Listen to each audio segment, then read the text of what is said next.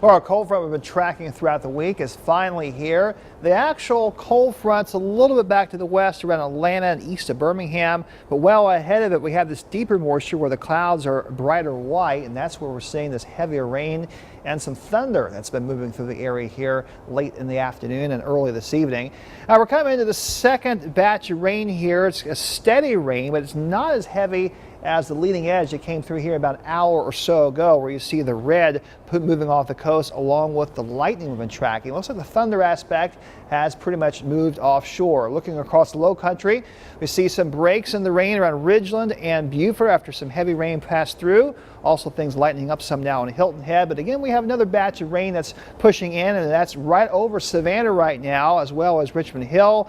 And you see these areas of yellow, the rain's coming down a little bit harder there, so that's going to cause some ponding of water on the road, so allow some extra time as you're driving out and about here for the first part of the evening. Also making those fields soggy for the beginning of our Friday night football games, but the good news is the rain will be pushing out pretty quickly as the back edge comes in from the west. So we'll see improving conditions as we head through this evening.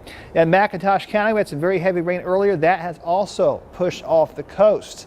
And here's a look at your computer model forecast for this evening, showing the main area of rain off the coast at 7 o'clock with some lighter rain still lingering behind it. After about 7:30, we'll mainly have some lingering clouds, and I can't rule out maybe one or two more isolated showers between 7:30 and midnight, but overall we'll have lingering clouds at 9 o'clock and some breaks in the clouds trying to show up by 11 or midnight. And then after midnight, the drier air really starts coming in from the west, and we see our skies completely clearing. We'll wake up to clear skies and lots of sun at 8 and 8:30 tomorrow morning. So that brings us to the next aspect of this cold front. That's the temperatures. Tomorrow morning we'll wake up to about 66 degrees in Savannah, a little cooler in Vidalia, 61. Now out to the west, look at the temperatures in Atlanta down to 48. Now tomorrow the sunshine will offset the cooler air, but then we get into Sunday morning, look at your low temperatures down to the mid and upper 40s across much of our area, except some low 50s along the immediate coast. There will even be some 30s on the map for places like Atlanta, Athens, and Rome tomorrow night. So a true taste of fall is working in as we head through the weekend. As far as your daytime forecast goes, we're going to have lots of sunshine tomorrow. Again, the sun will offset the cool air. It will be breezy in the high of 78. Less breeze on Sunday and lots of sun and a high of 74. So tomorrow morning, we're going to wake up to 66 degrees at 8 o'clock under mostly clear skies.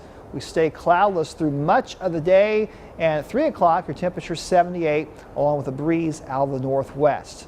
Tides, we're heading towards low tide at Tybee this evening at 10:47. High tide occurs in the middle of the night. Meanwhile, out on the water, the wind is going to be brisk tomorrow, but the waves not too high because the wind direction coming from the land, and so seas tomorrow running at 2 to 3 feet. Latest pollen report showing that weed pollen is moderate and mold remains high. And here's your storm tracker 7-day forecast. A couple of chilly nights coming up as we see our lows dropping down to the upper 40s both Saturday night and Sunday night. Look for a lot of sunshine to continue through most of that forecast. It is going to turn warmer next week. Looks like highs will work their way back up into the low and mid 80s. Rain-free tailgating most likely at Savannah State. Yes, or indeed. Couchgate. That way it doesn't matter.